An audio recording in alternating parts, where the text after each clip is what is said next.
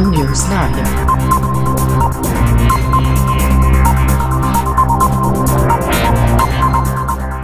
आज हमारे साथ जुड़ रहे हैं लोजपा रामविलास के प्रदेश सचिव और बांका जिला प्रभारी विजय कुमार यादव जी। जी हाँ, वही सवाल जो अक्सर जनता के बीच उठता है, विजय कुमार यादव कौन और लोजपा क्यों? इस खास बातचीत में विजय कुमार यादव जी ने बताया कि वे राजनीति को सत्ता नहीं बल्कि जनसेवा का सबसे बड़ा माध्यम मानते हैं।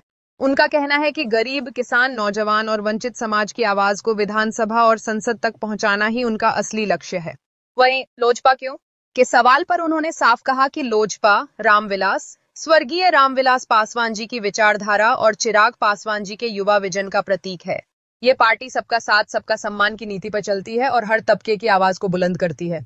यानी साफ है, विजय कुमार यादव जी के लिए राजनीति मतलब समाज सेवा और लोजपा मतलब ईमानदार संघर्ष की पहचान। नमस्कार, आप देख रहे हैं एन न्यूज़ लाइव और मैं हूं आपका दोस्त, आपका होस्ट अधिवक्ता संतोष झा। हम गोगरी जमालपुर से लौट रहे हैं। सुखद संजोग है, वहां एनडीए का कार्यक्रम था, बड़ा सफल पूर्वक कार्यक्रम रहा। भव्यता दिव्यता के साथ कार्यक्रम समापन हुआ। समापन के बाद हम लौट रहे थे तो सुखद संजोग बना कि लोजपा के वरिष्ठ नेता पवन कुमार यादव जी हमें मिल गए और वो प्रदेश सचिव हैं लोजपा में और नाथनगर के संभावित प्रत्याशी हैं नाथनगर विधानसभा से। तो आइए जानते हैं उनसे कैसा रहा एनडीए का कार्यकर्ता सम्मेलन। जी बहुत बहुत स्वागत है हमारे चैनल में। बिल्कुल, मैं विजय कुमार यादव, नाम आपने थोड़ा सा गलत बोल दिया, पवन यादव बोल दिया। मेरा नाम विजय कुमार यादव हुआ।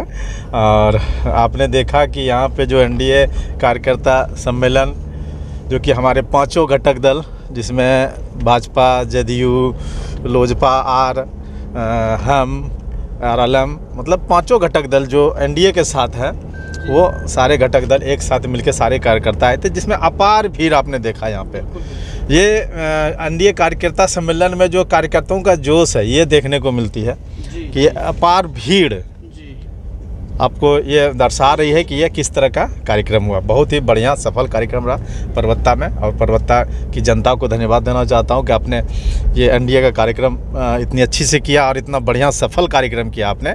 बहुत बहुत धन्यवाद मैं पूरे परबत्ता विधानसभा की जनता को देता हूँ।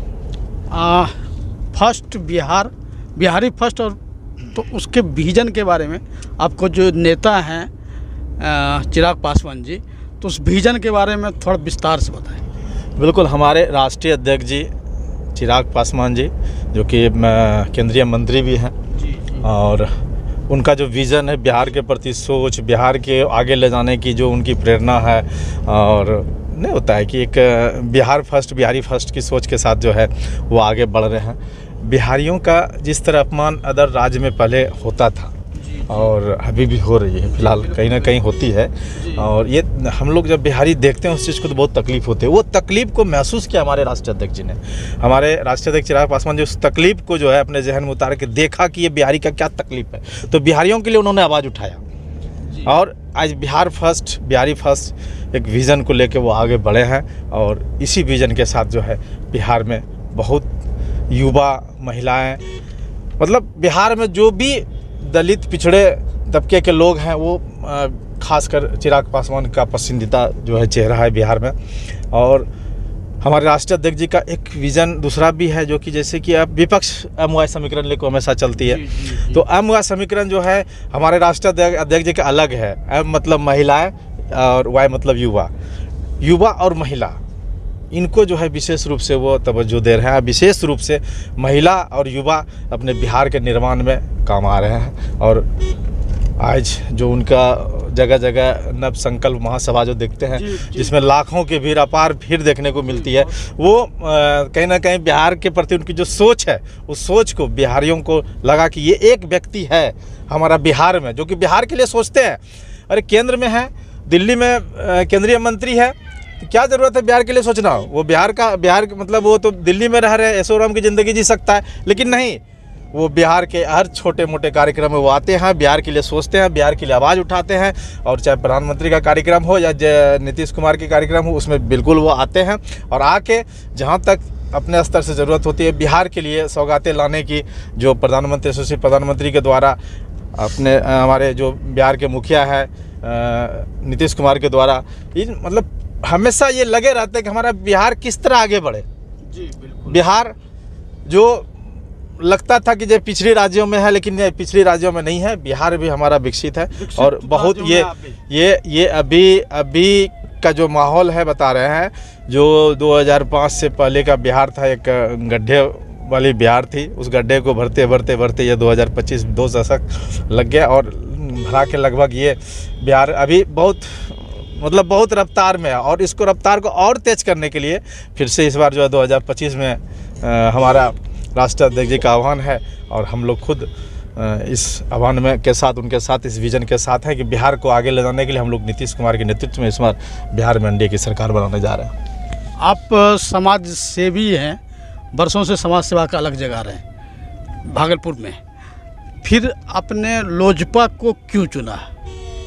बिल्कुल, आपने सही सवाल किया। मैं राजनीतिक दल से कभी जुड़ना नहीं चाहता था। मैं आज विगत करीब 16-17 सालों से समाज में सक्रिय हूँ। समाज के प्रति जो भी ज़रूरत होती है, जो भी हमसे बनते हैं समाज में, चाहे बच्चों का शादी हो, श्राद्ध हो, जो भी ज़रूरत, कहीं भी किसी भी चीज़ की ज़रूरत हो, ठंड में कंबल बांटना हो या गर्मी में बहुत जगह पे लोगों को पानी की दिक्कत होती थी, पीने की पानी, वहाँ पे प्याऊ लगवाना, हम अपने निजी कोष से हमेशा आगे बढ़ चढ़ के करते हैं। लेकिन कहीं ना कहीं बिहार के लिए जो सोच हमने देखा चिराग पासवान जी का, और अभी जो खगड़िया के सांसद हैं राजेश वर्मा जी, उनकी सोच, जब वैसे सब लोग जो वो भागलपुर में डिप्टी मेयर रहते हुए हमारे राजेश वर्मा जी ने इतने काम किए थे, भागलपुर में इतना विकास किए थे, वो देखने लायक थी। और वही सब प्रेरणा होती है कि चलिए हमारे एक सांसद भी हैं खगड़िया के, हमारे चिराग पासवान जी, जो बिहार के लिए सोचते हैं, ऐसे युवा ऐसे नेता है, तो चलो कहीं ना कहीं हमरा लगता है कि हमको भी लगा कि नहीं, चलो इनके साथ मिलके हम भी काम करते हैं, तो हम भी बिहार के लिए सोचेंगे, इनके साथ मिलके कदम से कदम मिला के चलेंगे, इनके हाथों को मजबूत करेंगे। बस यही सोच, इन लोगों की सोच के साथ हम यहाँ पे पार्टी ज्वाइन किए हैं। और लोक जनशक्ति पार्टी रामविलास का एक हिस्सा है, एक सिपाही बन के आज जो है अपने क्षेत्र में, चूँकि अभी हमारे क्षेत्र में भागलपुर ज़िला में बाढ़ से लोग त्रस्त हैं और हमारे राष्ट्रीय अध्यक्ष जी के आह्वान पे बाढ़ क्षेत्र में हम लोग काम कर रहे हैं। चिराग का भरोसा लेके हम लोग उतरे हैं और हम लोग चाहते हैं कि कोई लोग भूखा न सोए। जहाँ तक ज़रूरत हो रही है, जहाँ तक लोगों को लगता है कि नहीं इस क्षेत्र में ज़रूरत है, हम लोग हर संभव वहाँ तक जो है सूखा राशन हो या जो भी सुविधा मुहैया हो, प्लास्टिक हो, कहीं बिजली की दिक्कत हो रही थी, कई जगह पे बिजली की भी सुविधा जो है इस बाढ़ में करवाए हम लोग।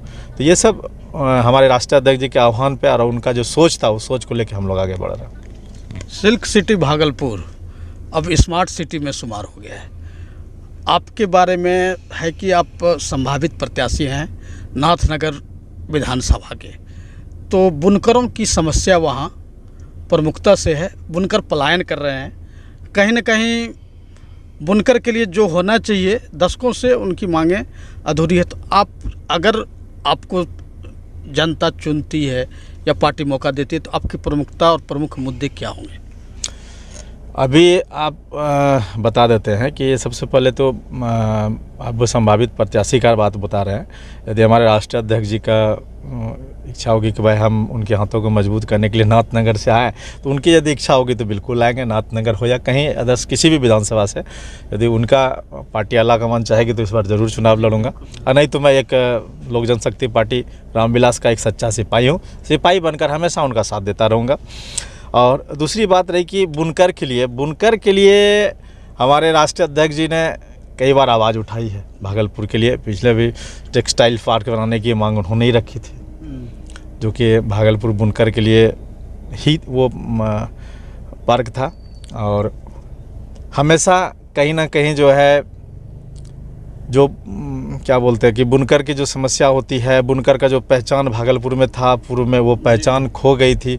उस अस्मिता को बचाने के लिए हम लोक जनशक्ति पार्टी रामविलास के सिपाही बन के चिराग पासवान जी के साथ हमेशा उनकी आवाज़ों को बुलंद करने का काम करेंगे और जो खोई हुई अस्मिता है उनको फिर से वापस लाने का काम करेंगे।